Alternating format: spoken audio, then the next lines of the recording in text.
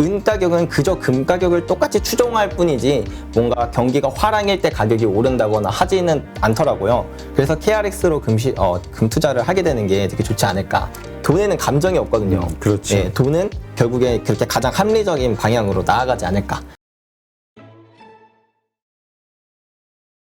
네, 요즘 투자와 관련해서 정말 많은 분들이 고민을 하고 있는데요. 그러다 보니까 이제 우리가 어디에 투자를 해야 가장 좋은 수익률 혹은 안전하게 좀 그 기대 수익률을 올릴 수 있을까 고민하는 분들이 늘고 있습니다. 젊은 분들 특히 20대 뭐 이런 분들은 공격적으로 비트코인 같은 그 가상자산에 투자를 하는 분들이 많이 있고요. 그만큼 변동성이 크기 때문에 큰 수익을 낼 수 있다. 근데 이제 반대로 그 시장에 들어간 분들이 대부분 돈을 좀 잃는 경우가 많은 것 같습니다. 그러다 보니까 이제 위험한 어떤 그 상황에 대해서 경고하는 이야기도 있는데 20대인 분인데 의외로 이게 안전자산이라고 평가받는 그 금과 은 이쪽에 투자를 하면서 큰 수익을 내고 있는 분이 있어서 오늘 한번 모셨습니다.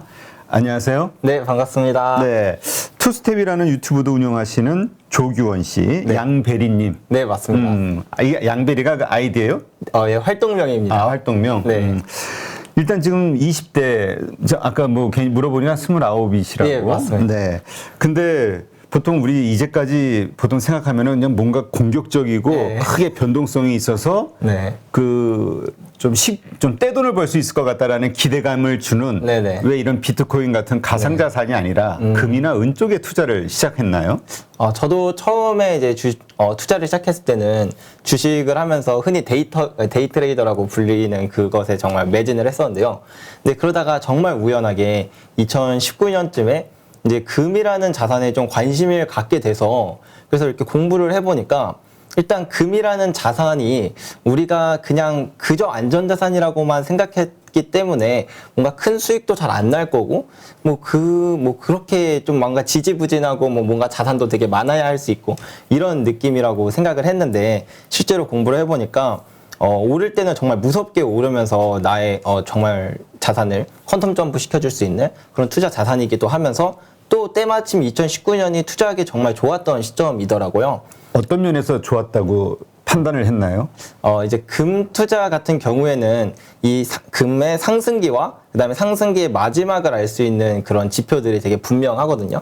예를 들면 주식 같은 경우는 그런 게 정확하지 않기 때문에 사실 투자 판단하는 게 쉽지만은 매수 않잖아요. 타이밍, 매도 타이밍을 못 잡거든요. 네. 근데 금 같은 경우는 이게 너무 확실하게 그렇게 나와 있는 부분 중에 하나가 이제 실질 금리라는 게 있어요. 그래서 이게 뭐냐면 은행에서 주는 금리로 물가 상승과 비교를 했을 때 이 금리를 더 주냐 아니면 덜 주냐 이런 건데 예컨대 우리가 뭐 은행에 예금을 했을 때 금리를 10% 주는데 뭐 물가는 20%씩 오른다 하면은 우리가 은행에 예금을 해도 실질적으로는 손해를 보게 되잖아요. 그러다 보니까 사람들은 이 화폐에 대해서 조금 신뢰를 잃고 그래서 이제 막 실물 자산, 특히 그래서 금과 은이나 뭐 원자재들 뭐 이런 것들로 이제 자산이 옮겨가게 되거든요. 그래서 실제로 실질 금리가 마이너스였던 모든 순간에 이제 다 돌이켜 보면은 그때부터 금과 은의 거대 상승장이 시작되었다는 것을 알 수 있어서 그래서 이제 2019년을 봤더니 이제 실질 금리가 다시 마이너스로 빠져들게 되는 모습을 보고 이렇게 투자를 하게 되었습니다. 네. 그래서 지금까지 수익률이 네.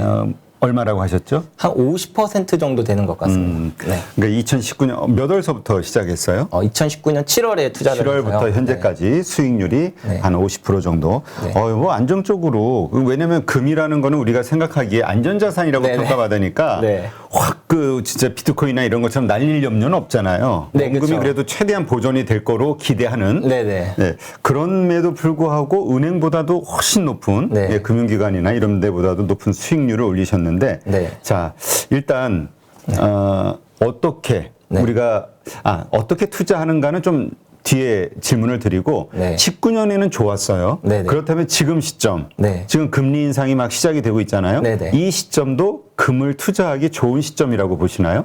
금은 일단 기본적으로 한번 상승이 시작되면 짧게는 9년에서 길게는 13년까지 유지가 되거든요. 근데 이렇게 금이 한번 상승이 시작되면 계속 오르고 또 떨어질 때는 계속 떨어지는 이유가 금의 좀 독특한 특성 때문에 그래요.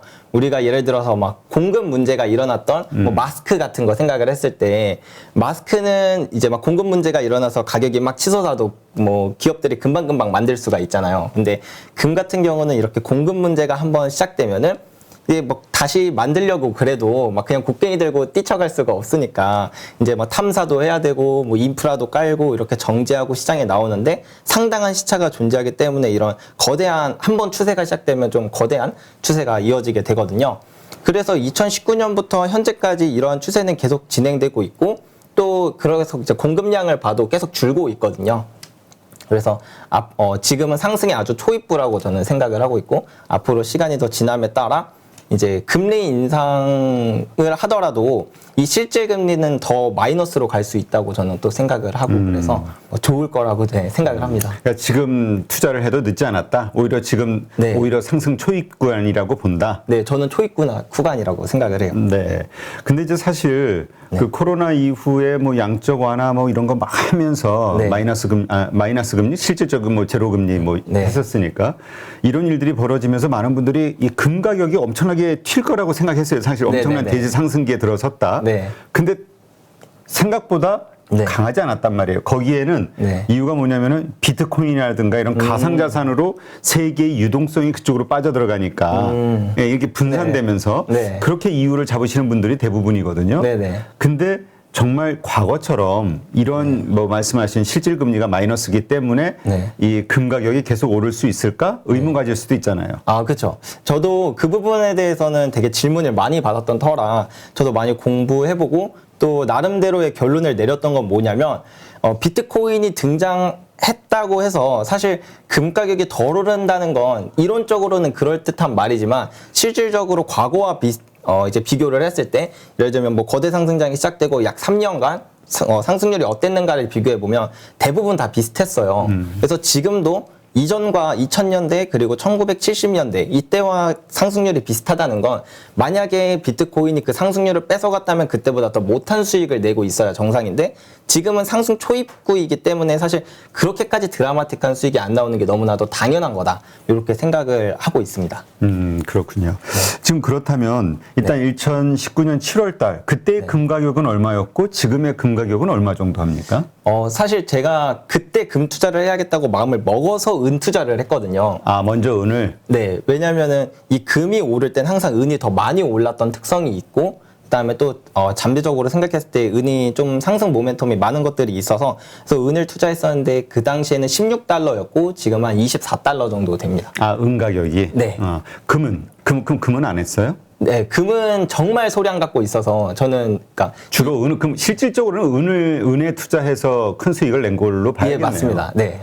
그러나 금 가격이 계속 또 그렇게 상승할 것으로 본다. 네, 네. 그럼 은 가격은 어때요? 이게 금 가격과 은 가격은 정확히 똑같이 오르고 똑같이 떨어지거든요. 다만 은이 변동성이 더 크기 때문에 거대 상승장에선 더 큰 수익을 낼 수 있어서 은에 투자를 한 거라 같은 향방을 보고 있다고 저는 생각을 합니다. 네. 그 금과 은 가격의 그 상승폭 이런 것들에 대해서 좀 설명을 해 주시죠. 근데 우리가 알기로도 네네. 일단 은 같은 경우는 경기가 다시 상승하고 회복되는 구간에 있어서 그냥 이 안전자산으로서의 가치뿐만이 아니라 산업 재료로 많이 사용이 되잖아요. 네네, 그래서 맞습니다. 이것으로 인해서 가격이 또 오른다. 네네네. 그래서 경기 성장 초입구에는 은을 사야 된다라는 이야기를 듣기는 했거든요. 네. 저도 그런 얘기를 되게 많이 들었었어요. 진짜 실제로 금의 경우는 전체 수요에서 10% 정도만이 산업 수요로 쓰이지만 은은 전체에서 한 절반 이상이 이제 산업 수요로 쓰이기 때문에 실질적으로 경기가 이렇게 화랑이 되었을 때 은이 가격이 많이 뛸 거다라고 하는 주장이 많은데 실제로 확인을 해보면 은 가격은 그저 금 가격을 똑같이 추종할 뿐이지 뭔가 경기가 화랑일 때 가격이 오른다거나 하지는 않더라고요. 그래서 이 차트를 한번 보여드리고 싶은데요. 보시면 딱 아시다시피 이게 같이 오르고 같이 떨어지거든요. 그러니까 우리가 그냥 손쉽게 어떤 지표라든가 그다음에 여러 가지 시장 상황을 판단하는 건 금이 쉽고 대중화가 돼 있으니 금 가격의 어떤 여러 가지 지표나 상황을 분석해서 금과 은을 같이 투자를 맞습니다. 한다. 근데 은의 비중이 좀 더 많다. 이렇게 생각하면 되겠네요. 예, 맞습니다. 우리가 뭐 예를 들어서 금 같은 경우를 생각했을 때 금은 안전자산이니까 뭔가 위기가 왔을 때 가격이 오를 것 같고 뭐 이렇게 돈을 풀 때 막 가격이 오를 것 같고 막 그렇잖아요. 근데 실제로 보면은 이게 금이 한 번 오르면 10년으로 오르는데 이때가 뭐 꼭 막 불황이고 막 경제 위기의 상황이고 꼭 그랬던 것은 아니거든요. 오히려 이렇게 경제 위기였던 2008년 글로벌 금융위기 때를 보면 금 가격이나 은 가격 둘 다 하락을 했었고 코로나 팬데믹 때도 역시 가격이 하락을 했었었거든요. 네, 그래서 금과 은 가격은 뭔가 그렇게 금리가 올라서 뭐 단순히 금리가 올라서 혹은 뭐 경제 위기가 찾아와서 그래서 가격이 오르는 것이 아니라 실질 금리라는 부분을 가장 염두에서 보아야 한다라고 생각을 합니다. 혹시 또 모르는 분들을 위해서 네. 실질 금리가 네. 마이너스인지 플러스인지를 계산하는 방법 어떻게 하나요? 실질 금리를 계산하는 방법은 물론 사람들마다 조금씩 차이가 있겠지만 대체적으로는 미국의 1년 국채 수익률에서 이제 미국의 물가 상승률을 뺀 값을 보면 되거든요. 그래서 이것도 제가 차트를 준비해 왔는데요. 이게 이제 이 빨간색 선이 실질금리에 대한 데이터예요. 그래서 보시면 이 실질금리가 마이너스로 빠져든 순간 이게 뒤에 부분이 살짝 안 나왔는데 1970년에 처음으로 실질금리가 마이너스로 빠졌었고 그 다음에 이제 추세적으로 하락해서 이제 1980년에 최저점을 찍었거든요. 이때를 보시면 1970년부터 이제 금 가격이 상승하기 시작을 해서 이제 1980년에 최고점을 찍었다는 걸 알 수가 있고 또 이제 그 다음부터는 거의 20년 동안 실질금리가 플러스를 계속 유지를 했었어요.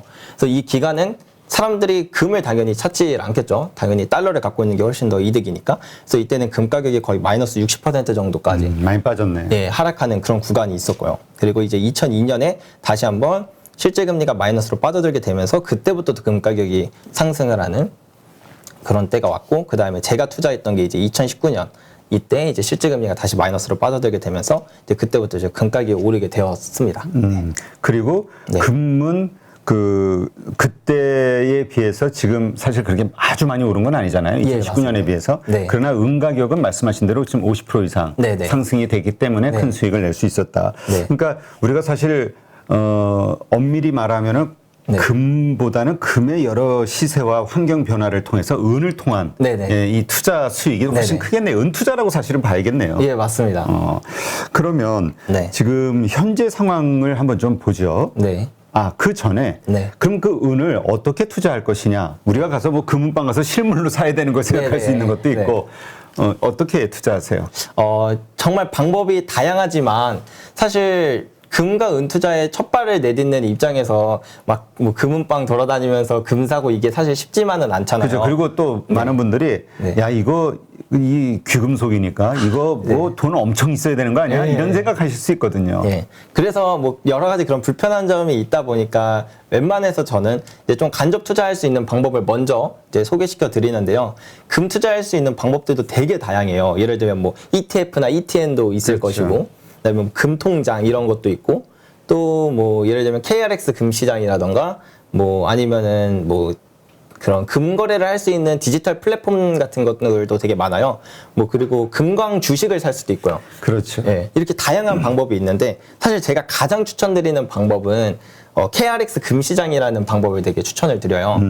이게 뭐 ETF를 투자를 하거나 뭐 금통장을 투자를 하게 되면 일단 수수료도 KRX 금시장보다 비싼 것도 있는데 이제 여기서 세금을 내야 한다는 게 좀 문제거든요.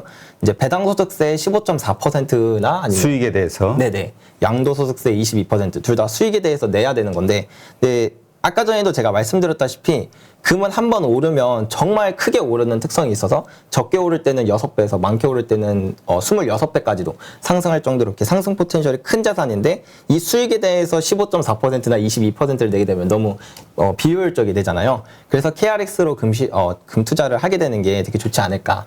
KRX에서 이제 저도 KRX 광고를 좀 여러 번 본 적이 있어서 네. 그 보면은 거기서 현물을 사는 건가요? 아니면은 네. 거기서 어떤 뭐 역시 우리 금만 쉽게 떠올리는 ETF의 어떤 형태로 네. 예, 그 권리를 매입을 하는 건가요? 이게 실물을 사는 건데 실물을 담보로 한 어떤 권리를 산다고 생각을 하시면 되는 그러니까 내가 직접 가서 네. 그 사고서는 그 금을 가져오는 게 아니라 네네. 증서로 보관은 그쪽에서 해주고 네. 근데 이것도 어차피 다 주식 어플로 할 수가 있는 거라서 우리가 되게 뭐 우리가 자주 사용하는 그런 증권사가 있다면 그 증권 어플에 다 있어요. 우리가 전체 메뉴에서 이렇게 보면은 있는데 잘 안 봐서 그렇지. 거기서 이제 금현물 투자라는 걸 들어가시면 이제 계좌 개설만 뭐 금방 하시면 이제 소액으로도 투자 가능하고 이렇게 세금과 수수료 없이. 그 투자 금액은 최소 얼마 이상이면 돼요?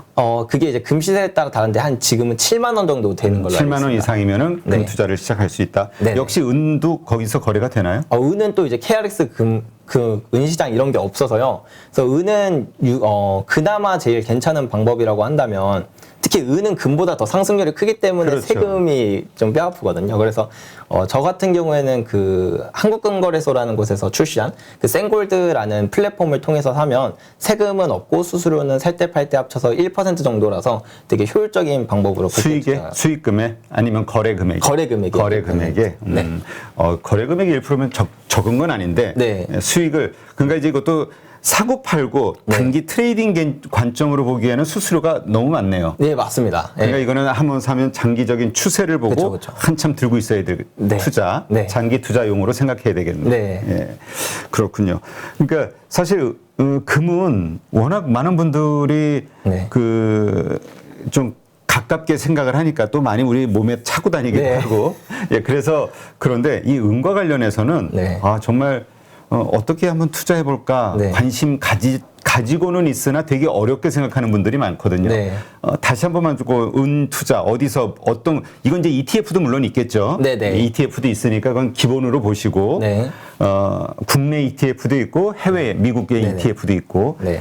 근데 그거에 더해서 지금 말씀하신 네, 한국금거래소에서 출시한 생골드라는 플랫폼인데요. 그 어플로 생골드. 네, 생골드라는 어플을 다운받으시고 뭐 가입하고 하면은 되게 소액, 이거는 거의 몇백 원 단위로도 투자가 가능한 걸로 알고 있습니다. 이 말씀하신 이것도 네. 그렇고 생골드도 그렇고 네. 그다음에 아까 KRX도 그렇고 우리가 이게 사설 이 조그만 어떤 그런 기관들은 아닌 거죠? 네, 맞습니다. 사놓고 불안해하잖아요. 이 회사가 망할까 봐. 네, 맞습니다. 이건 정부 기관으로 봐야 될까요? KRX 금시장 같은 경우에는 정부기관이 맞고요. 이제 생골드 같은 경우에는 그냥 우리나라 귀금속 업체에서 가장 큰 기업이다 이렇게 생각하시면 될 것 같습니다. 알겠습니다. 네. 이런 것들이 좀 불안하고 아니면 네.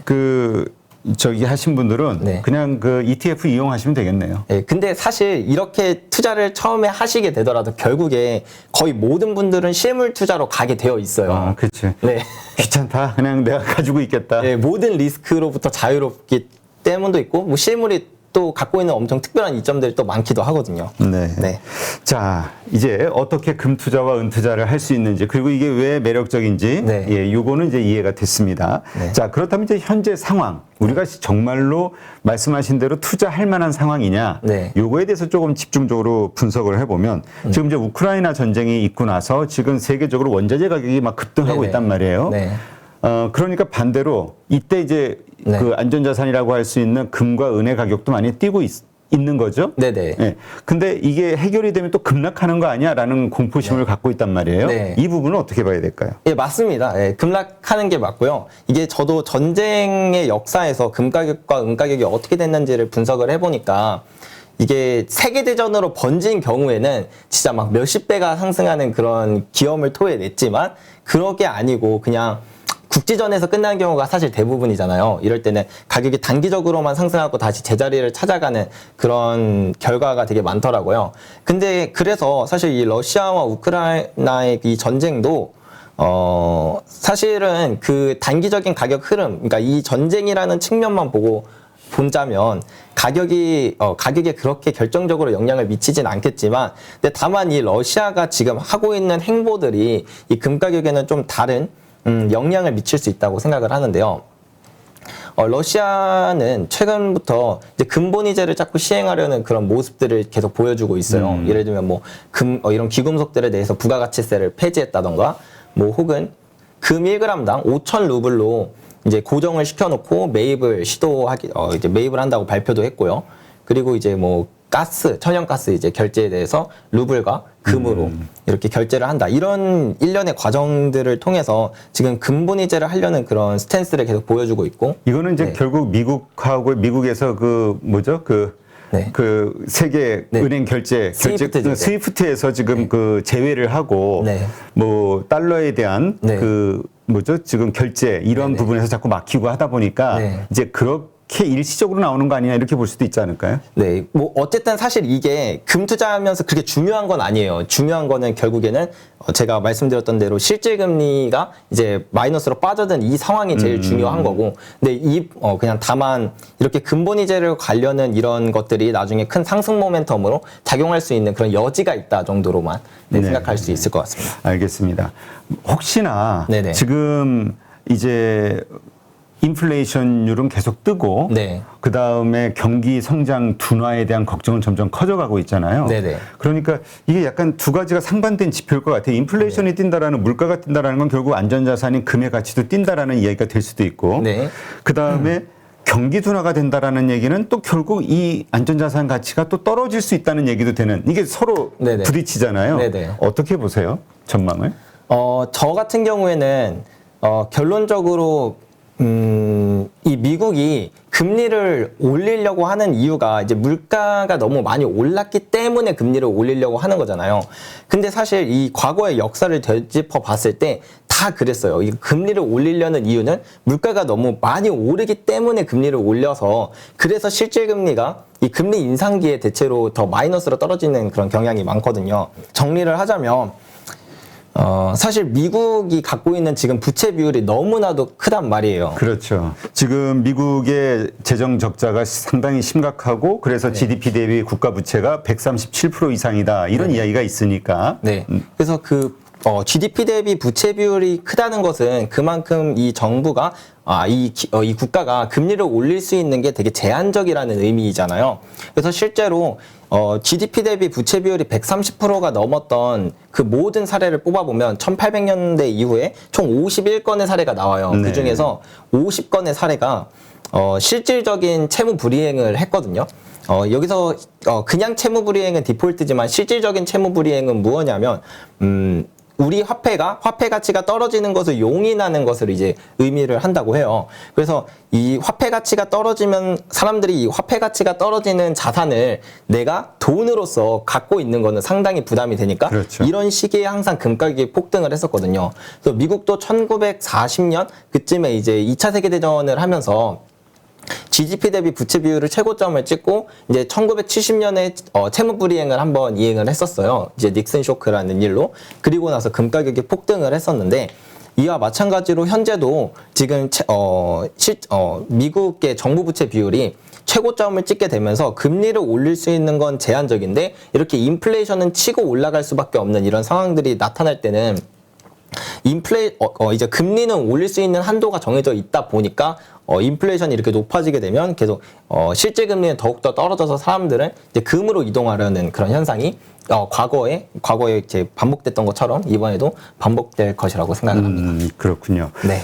아까 초반에도 잠깐 얘기했지만 네. 이제 과거에는 그랬단 말이에요. 이게 정통적인 어떤 우리의 데이터이자 또 일반적인 시각이란 말이죠. 네. 근데 이제 변수로 나온 게 이게 이제 비트코인이잖아요. 네네. 네. 그러다 보니까 이 유동성이 자꾸 금으로 가야 금 가격이나 은 가격이 네. 쫙 올라가는데 네. 여기에서 쫙 그 비트코인 쪽으로 빠져나가니까 그만큼 올리지를 못하니까 네네. 이 부분은 어떻게 보세요? 물론 그 부분도 어느 정도 일리는 있는 말이에요. 왜냐하면 사실 비트코인이 갖고 있는 특성들이 금의 특성을 많이 닮은 것들이 있거든요. 뭐 불변성이라던가 아니면 이제 분할성도 되게 좋고, 그러니까 그 돈으로서 갖춰야 될 모든 특성들이 사실 비트코인도 갖고 있기는 하거든요.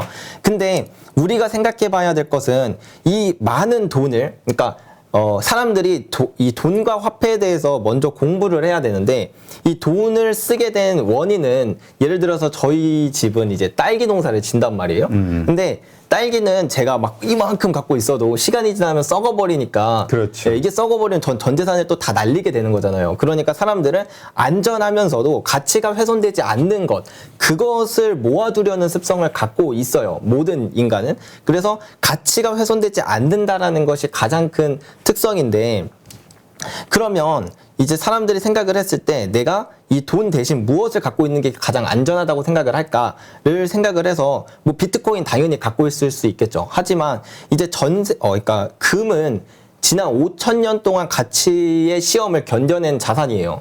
그렇기 때문에 여기로 갈 확률이 더 크다는 게 첫 번째이고, 두 번째는 전 세계 중앙은행들이 결국에 또 금만 모으고 있지 비트코인을 모으고 있는 국가는 거의 없단 말이에요.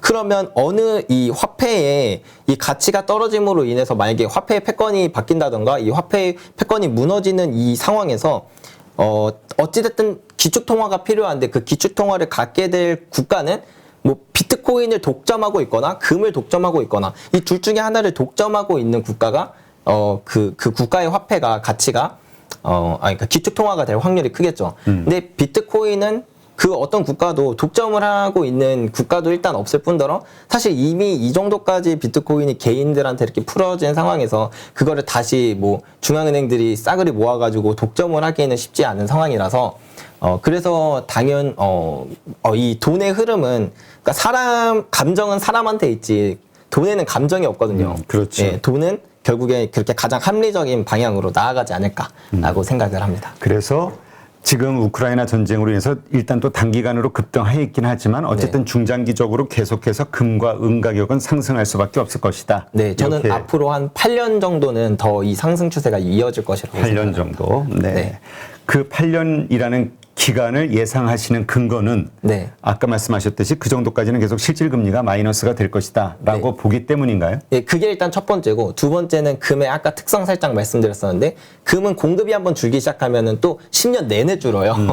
예, 이게 어쩔 수 없이 시차가 존재해서, 네, 그래서 이제 그런 특성 때문에라도 이 금은 추세성을 갖게 되고, 그렇기 때문에 이제 약 10년 정도 네, 상승을 하기 때문에 그렇게 생각을 합니다. 네. 금이라고 우리가 표현을 했지만 그러나 이러한 데이터를 가지고 더 큰 수익을 내는 거는 은이다. 네. 그리고 여기서 한 가지 또 말씀드리고 싶은 게, 일단 기본적으로 그러니까 아무런 전제가 없이도 은은 금보다 더 높은 수익을 내지만, 우리가 이제 앞으로 미래를 생각해 봤을 때 지금 은의 수요보다는 훨씬 더 많은 수요가 있을 수밖에 없는 것들이 되게 많아요.